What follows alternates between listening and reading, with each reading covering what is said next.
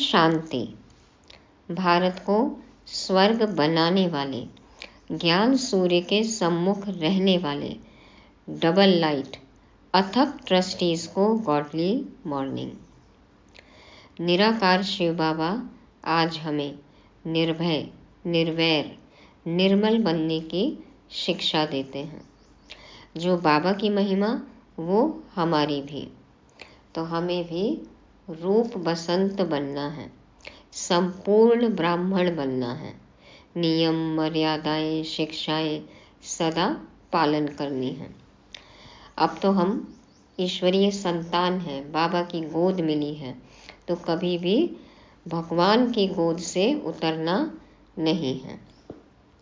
लेकिन बाबा किन बच्चों को गोद में बैठाएंगे वो जानने के लिए सुनते हैं आज 13 सितंबर 2023 की शिव वाणी। तेरा, मैं, मेरा, सब कुछ तेरा। बाबा कहते, मीठे बच्चे, तुम्हारा किसी से भी वैर नहीं होना चाहिए, क्योंकि तुम हो सबके कल्याणकारी। वैर रखने वाले को हाफ कास्ट ब्राह्मण कहेंगे। किसी से भी ईर्ष्या है, द्वेष है, बैर है, तो बाबा कहते हैं कि तुमको कहेंगे हाफ कास्ट ब्राह्मण। और हम कौन हैं? मास्टर विश्व कल्याणकारी है, सबका कल्याण करना है। तो बैर होएगा तो उसका कल्याण हम थोड़ी कर सकते हैं, वो भावना ही नहीं होगी कल्याण की भावना। इसलिए बाबा कहते कि तुम्हारा किसी से भी बैर नहीं होना चाहिए। तो हमें निर्वैर बनना है। प्रश्न है आज का, कौन सी स्मृति बुद्धि में सदा रहे तो निर्भय बन जाएंगे। निर्भय हम अनुभव करें, खुद को निडर अनुभव करें। उसके लिए क्या बात हमेशा बुद्धि में रहे? बाबा कहते सदा स्मृति में रहे कि हम सचखंड के मालिक देवी देवता बन रहे हैं। शरीर को कोई मारता भी है लेकिन आत्मा को मार नहीं सकता। सबसे बड़ा डर क्या होता है? मौत का होता है ना। तो आत्मा तो अजर अमर अविनाशी है, तो फिर किस बात का डर है? शरीर छूट सकता है लेकिन हम तो अमर हैं ना, आत्मा कभी नहीं मरती। तो गोली शरीर को लगती है, मैं आत्मा तो जा रही हूँ बाबा के पास, हमको क्या डर है? भगवान हमारा साथी है, हमको किस बात का डर है? हम बैठे हैं, छत गिर जाती है, हम बाबा के पास चले जाएंगे, इसमें डरने की कोई बात नहीं। ऐसा निर्भय बनना है। तो जब पता है कि शरीर तो विनाशी है और मैं आत्मा अमर हूँ, अविनाशी हूँ, और जब कोई भी बात होती है या जिसको हम मृत्यु कहते हैं तो आत्मा शरीर छोड़ जाती है और दूसरा शरीर ले लेती है, तो चोला बदल जाता है। तो इसमें फिर डरने की क्या बात है? बाबा कहते हैं इसलिए निर्भय बनो। गीत बजा, माता ओ माता तो सबकी भाग्य विधाता। ओम शांति। बच्चों ने जगत अम्बा की महिमा सुनी। अब मनुष्य तो सिर्फ गाते रहते हैं, जगत अम्बा के मेले लग रहे हैं। यह फिर है संगम, बच्चों का बाप के साथ मेला। बाप है तो माँ जरूर है। भारत में जगत अम्बा की जीवन कहानी कोई भी जानते नहीं। जगत को रचने वाली अर्थात जगत अम्बा।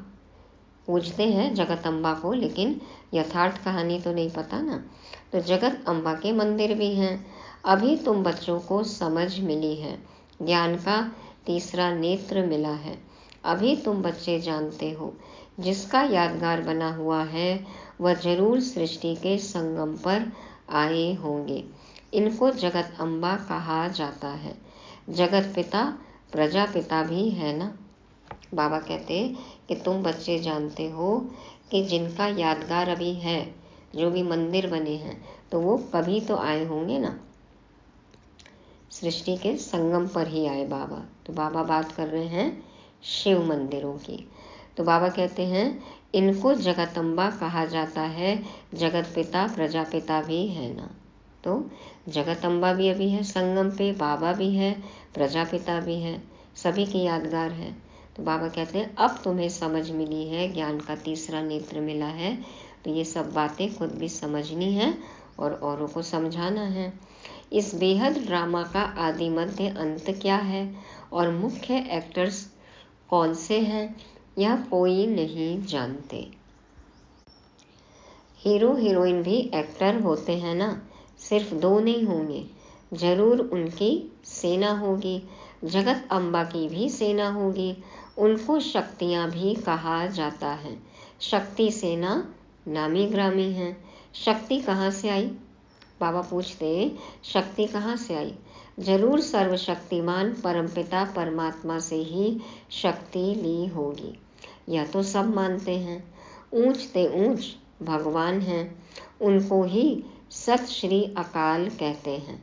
अकाली जो होते हैं वह निराकार को मानने वाले होते हैं। सिख ग्रंथी गुरु नानक को मानते हैं। देखो, कई गुरु नानक को मानते हैं, कई निराकार को मानते हैं। कहते हैं गुरु नानक देव हैं, उनकी जो पीढ़ी होती है उनके 10 बादशाहों के नाम भी भिन्न भिन्न हैं। कोई का सिंह, कोई का दास, कोई का चंद भी नाम होगा।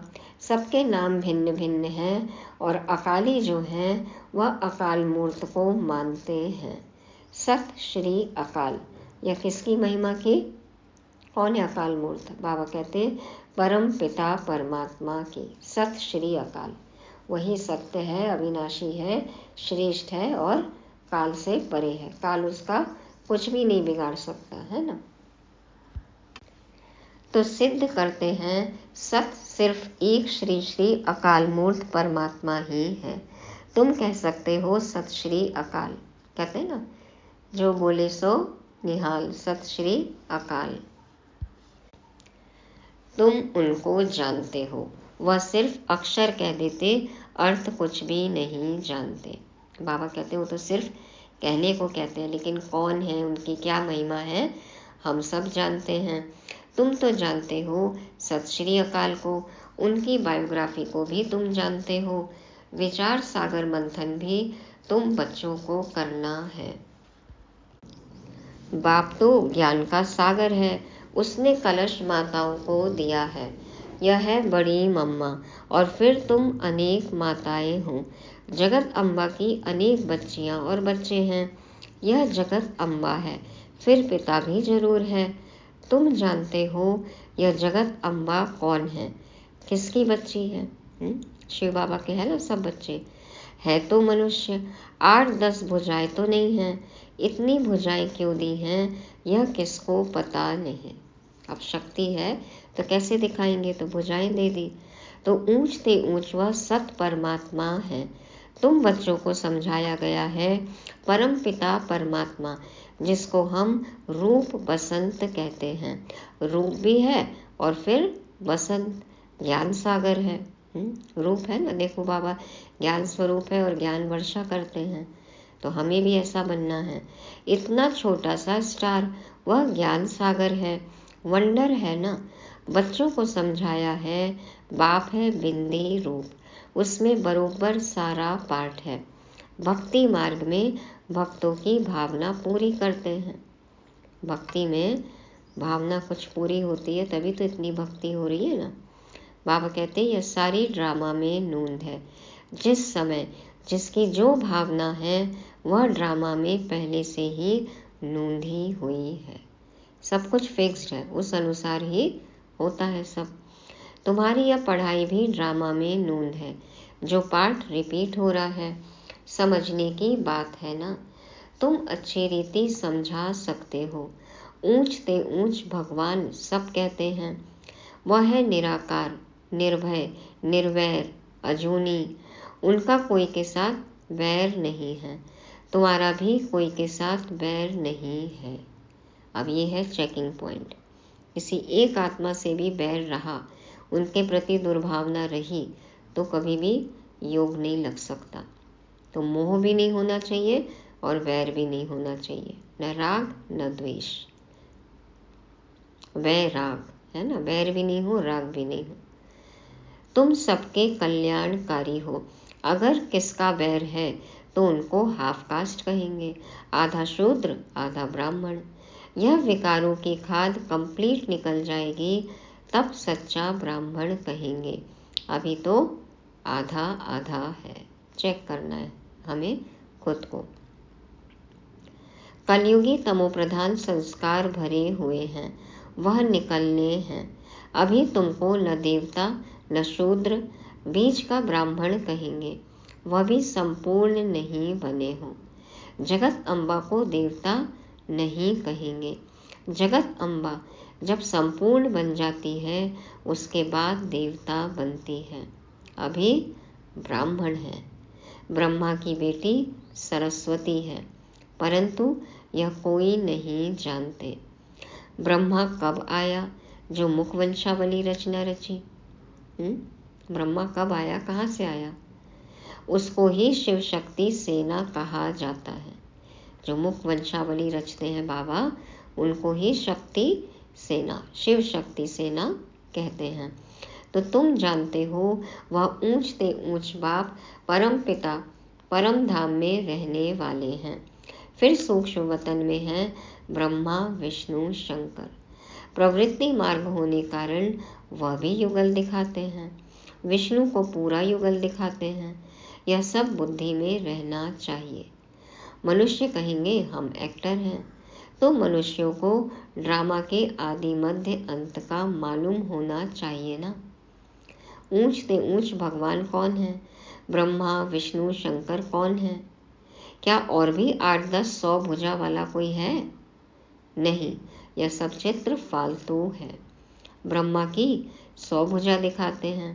अब यह तो प्रजापिता है, 100 भुजा की तो बात ही नहीं। हम सब बच्चे हैं मददगार, तो देखो चित्र में कैसे दिखा दिया। बाबा कहते यह सब रॉन्ग है। राइट वास्तव में क्या है वह भी समझना चाहिए। ऊंचते ऊंच भगवान जो परम धाम में रहते हैं है स्टार। विष्णु को भी 4 भुजा दिखाई है, 2 भुजा लक्ष्मी की, 2 भुजा नारायण की। जैसे रावण के 10 शीश दिखाते हैं, 5 स्त्री के विकार और 5 पुरुष के। पहले पहले मुख्य विकार है देह अभिमान, फिर और विकार नंबरवार आते हैं। देह अभिमान होगा तो और विकार अपने आप चले आते हैं एक के बाद एक। सूक्ष्म वतनवासी ब्रह्मा तो है अव्यक्त, प्रजापिता ब्रह्मा तो यहाँ चाहिए ना। यह जब संपूर्ण बन जाते हैं तो सूक्ष्म वतन में फरिश्ते बन जाते हैं। देखो साकार मुरली में बाबा इशारा दे रहे थे, तो जब संपूर्ण हुए तो फरिश्ता बन गए। तुम भी फरिश्ते बन जाते हो। वहाँ तुम्हारा शरीर हड्डी मांस का नहीं होता है, उनको फरिश्ता कहा जाता है। जिनके सारे रिश्ते बदल जाए फर्श में रहने वालों से, हाँ, बंधन संबंध बन जाए, सेवा का संबंध बन जाए, तो फरिश्ता कहलाएंगे। ब्रह्मा तो प्रजापिता यहाँ है, फिर विष्णु 2 रूप से पालना करेंगे। विष्णु 2 रूप से पालना करते हैं। कंबाइंड स्वरूप है ना श्री लक्ष्मी और श्री नारायण का।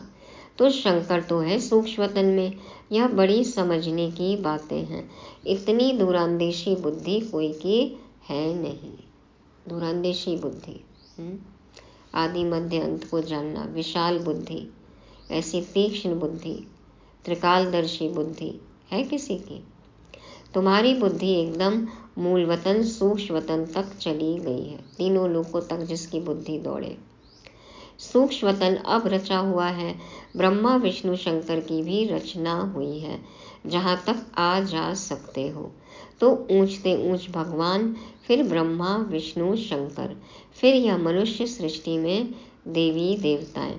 बाकी 8 10 भुजा वाले व चंडिका देवी आदि तो है नहीं। इतने सब चित्र कहाँ से आए? तुम्हारे पास कोई हथियार थोड़ी है। यह सब हिंसक हथियार बैठ बनाए हैं।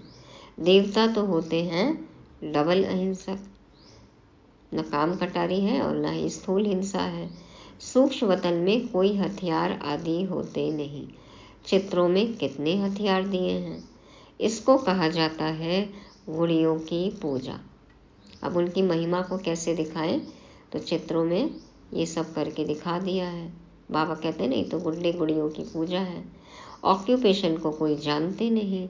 बाबा आकर ब्रह्मा द्वारा नई रचना रचते हैं तो खुद बड़ा हो गया ना। तुम हो उनकी संतान, पोत्रे और पोत्रियां।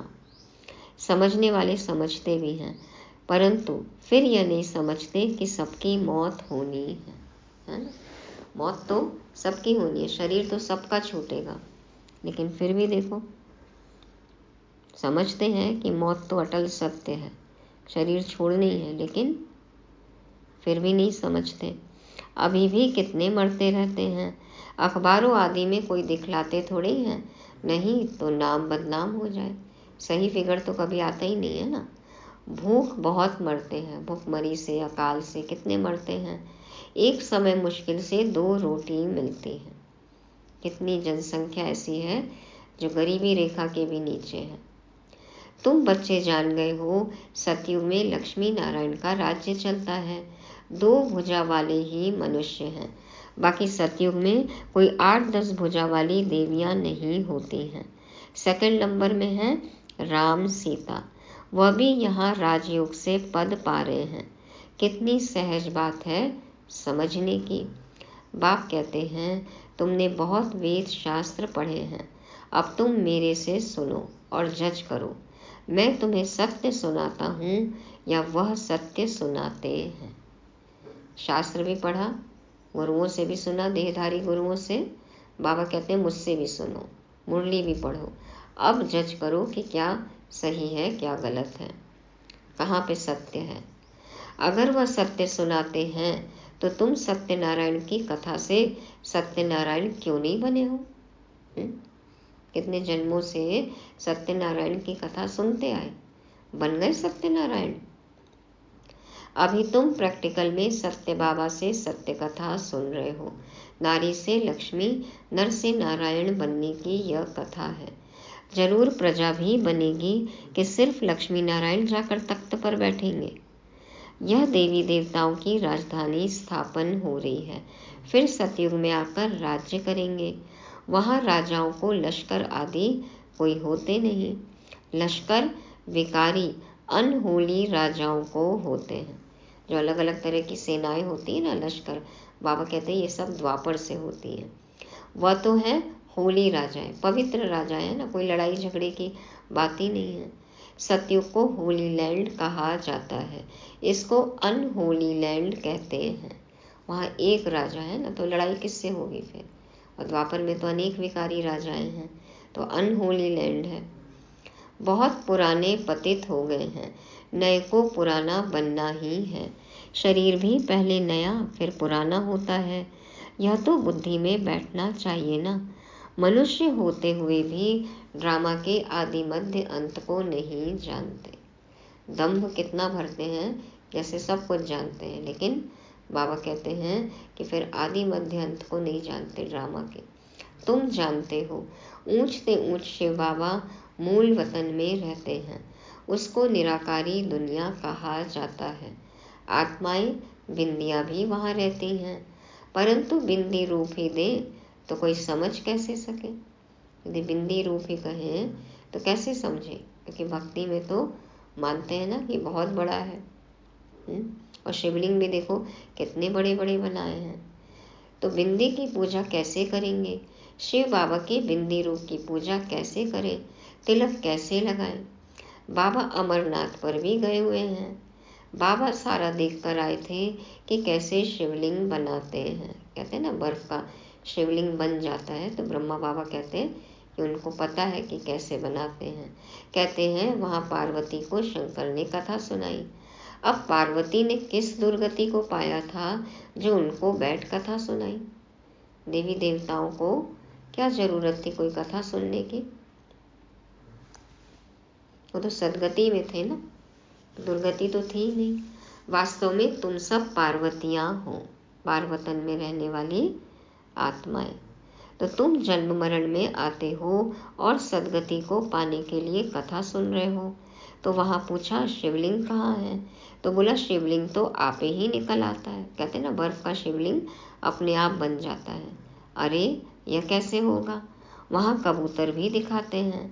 कबूतर बात करना कभी सीखते नहीं, पीजन की बात कर रहे हैं, कबूतर क्या करते हैं, तोते तो बात करना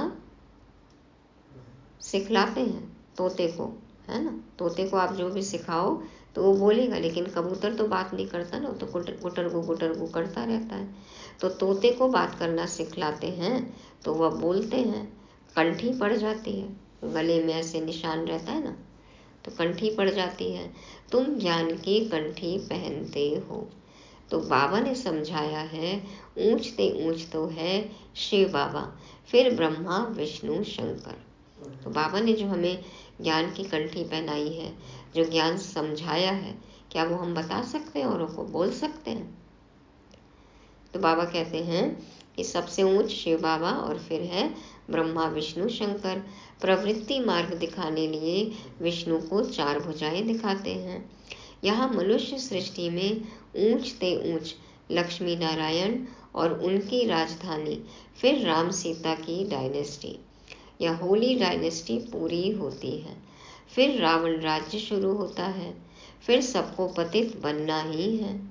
बाकी हाँ, पिछाड़ी में जो नई आत्माएं आती हैं उनका कुछ प्रभाव निकलता है, क्योंकि वो आत्मा पहली बार आ रही है ना साकार दुनिया में, तो उनकी सतो प्रधान सतो अवस्था है अभी। तो बाबा कहते हैं इसलिए उनका प्रभाव निकलता है।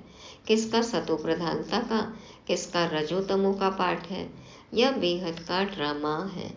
मनुष्य तो मनुष्य ही है, जानवर जानवर, मनुष्य मनुष्य है, बाकी सब है गुड़ियों की पूजा। तुम एक्टर्स हो ना, अभी तुम मनुष्य से देवता बन रहे हो।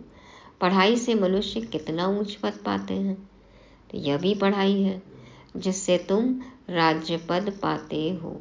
ऐसी पढ़ाई कोई होती नहीं है। कहीं ऐसी पढ़ाई, ऐसी बातें हैं कोई किताब में? लाओ ढूंढ के। वह प्रिंस प्रिंसेस तो प्रारब्ध ले आते हैं, तुम यहाँ प्रारब्ध बना रहे हो। प्रिंस प्रिंसेस उनके भी कर्म अनुसार देखो अच्छे घरों में जन्म लेते हैं ना, तो प्रारब्ध हम कहाँ बना रहे हैं, अभी बना रहे हैं। भविष्य सत्युग के लिए कितनी ऊंच और फिर सहज नॉलेज है। सेकंड में जीवन मुक्ति, 1 सेकंड में जीवन मुक्ति। हम बेहद बाप के बच्चे हैं, ईश्वरीय गोद में बैठे हैं सब बाबा की गोद में, उतर तो नहीं जाते हैं। ईश्वरीय गोद कौन छोड़ेंगे? भगवान की गोद जिसको मिल गई वो कैसे छोड़ेगा ईश्वरीय गोद? तो इस ड्रामा के आदि मध्य अंत को समझना है। बाप तो यथार्थ रीति बैठ समझाते हैं। जो मनुष्य सृष्टि का बीज रूप गाया जाता है, सच्चित आनंद स्वरूप कहा जाता है। सच्चिदानंद बोलते हैं ना, जरूर तब आएंगे, तब तो वर्षा देंगे ना, जब आएंगे तब वर्षा देंगे। तुम सचखंड के मालिक देवी देवता बनते हो, कोई डर की बात नहीं है। यहाँ तो कितना डर रहता है, कोई चढ़ाई ना करे, कब कौन अटैक कर दे, कब कौन बॉम्ब गिरा दे, अभी तो पता ही नहीं है। तुमको तो बिल्कुल निर्भय रहना है। शरीर को कोई मारता है, आत्मा को थोड़ी मार सकते हैं जो डरना चाहिए। देखो हिरोशिमा नागासाकी में बॉम्ब डाला, पता था किसी को कि क्या होएगा, लेकिन आत्मा को तो नहीं मार सकते। तो बाबा कहते हैं डरना नहीं चाहिए, निर्भय होने की बड़ी समझ चाहिए। बाप भी निर्भय तो बच्चे भी निर्भय। गोली शरीर को लगती है, मैं आत्मा तो जा रहा हूँ बाबा के पास, हमको क्या डर है? भगवान हमारा साथी है तो डरने की क्या बात है। जा रहे हैं बाबा के पास, जा रहे हैं। हम बैठे हैं, छत गिर जाती है, हम बाबा के पास चले जाएंगे। निर्भय होने में टाइम लगता है, भय नहीं हो, डर नहीं हो, इसमें टाइम लगता है। तुम हो जगत अम्बा के बच्चे, शिव शक्ति सेना, एक की तो महिमा नहीं है, तुम भी साथ हो। यह कमांडर है, तुमको रूहानी ड्रिल सिखलाते हैं, तुम उनके बच्चे हो। तुम हो लकी सितारे, यह सरस्वती भी लकी सितारा है, ब्रह्मा की बेटी है ना।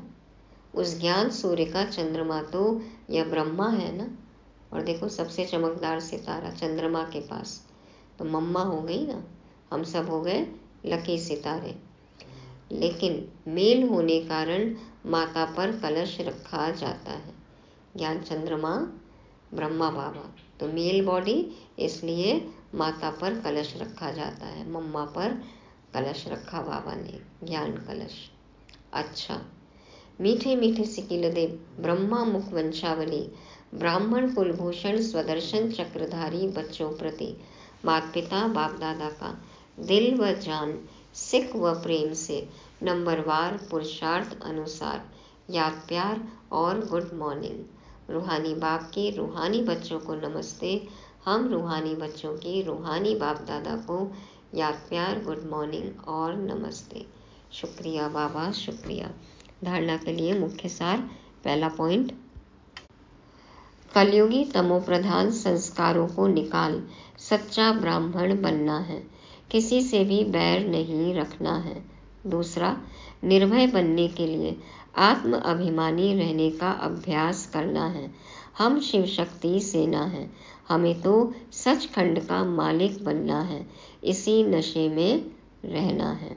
वरदान है, कलयुगी वायुमंडल में रहते हुए उसके वाइब्रेशन से सेफ रहने वाले स्वराज्य अधिकारी भव। कलयुगी वायुमंडल में रहते हुए उसके वाइब्रेशन से सेफ रहने वाले स्वराज्य अधिकारी भव। बाप दादा समझाते हैं, स्वराज्य अधिकारी उसे कहा जाता जिसे कोई भी कर्मेंद्रिय अपनी तरफ आकर्षित न करे, सदा एक बाप की तरफ आकर्षित रहे, कहीं भी लगाव झुकाव नहीं हो, कोई भी कर्मेंद्रिय के अधीन नहीं हो, बुद्धि कहाँ हो, एक बाप की तरफ, किसी भी व्यक्ति व वस्तु की तरफ आकर्षण न जाए। ऐसे राज्य अधिकारी ही तपस्वी हैं। वही हंस बगुलों के कलयुगी वायुमंडल में रहते हुए सदा सेफ रहते हैं। जरा भी दुनिया के वाइब्रेशन उन्हें आकर्षित नहीं करते। सब कंप्लेन समाप्त हो जाती है। अब किसी से कोई भी शिकायत नहीं। क्यों? बाबा कहते हैं ना कि कंप्लेन होगी तो कंप्लीट नहीं बन सकते। तो हंस बगुलों का रहना तो अभी एक साथ ही है। हाँ, तो बाबा कहते हैं अभी संगम युग पर हैं हम, तो कलयुगी वायुमंडल जरा भी आकर्षित न करे। बगुलों के संग रहते हुए भी हम हंसों को पवित्र रहना है, सभी प्रकार के आकर्षण से मुक्त होना है और अब किसी से कोई भी कंप्लेन न हो। तो ऐसे स्वराज्य अधिकारी हमें बनना है। स्लोगन है, बुरे को अच्छे में बदल देना ही ऊंच ब्राह्मणों की श्रेष्ठ शक्ति है। बुरे को अच्छे में बदल देना ही ऊंच ब्राह्मणों की श्रेष्ठ शक्ति है। अब कुछ भी बुरा नहीं, हमारे लिए सब कुछ अच्छा ही अच्छा। ऐसा शक्तिशाली सच्चा ब्राह्मण, ऊंचा ब्राह्मण, फुल कास्ट ब्राह्मण, हमें संपूर्ण ब्राह्मण बनना है।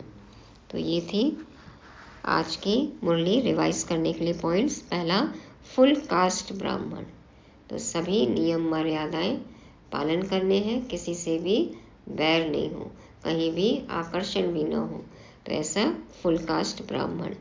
दूसरा, स्वराज्य अधिकारी, कलयुगी वायुमंडल में रहना भी है लेकिन स्वराज्य अधिकारी हो, किसी का भी कोई आकर्षण नहीं, कहीं भी बुद्धि न जाए। तीसरा, बुरे को अच्छे में बदलना है, इतने शक्तिशाली बनना है। और चौथा, निर्भय निर्वैर, है ना, मुख्य पॉइंट आज का, कि भगवान हमारा साथी है, तो निडर रहना है, अच्छा लडोल रहना है, निर्भय रहना है और किसी से बैर नहीं हो। और पांचवा, बाबा ने आज बात की दूरांदेशी बुद्धि की, तो इस बुद्धि से दौड़ लगाना है हमें। त्रिनेत्री, त्रिकालदर्शी और त्रिलोकीनाथ है हम, ये याद रहे।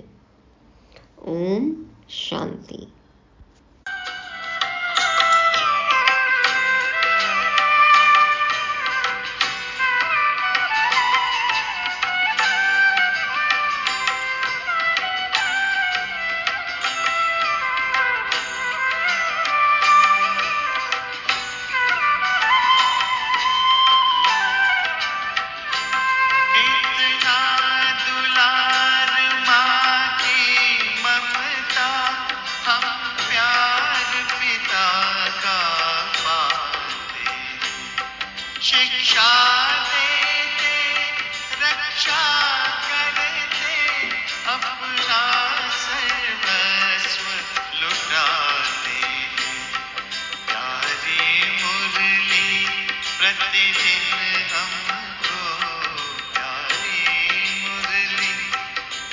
दिन हमको आती प्रभु प्रेम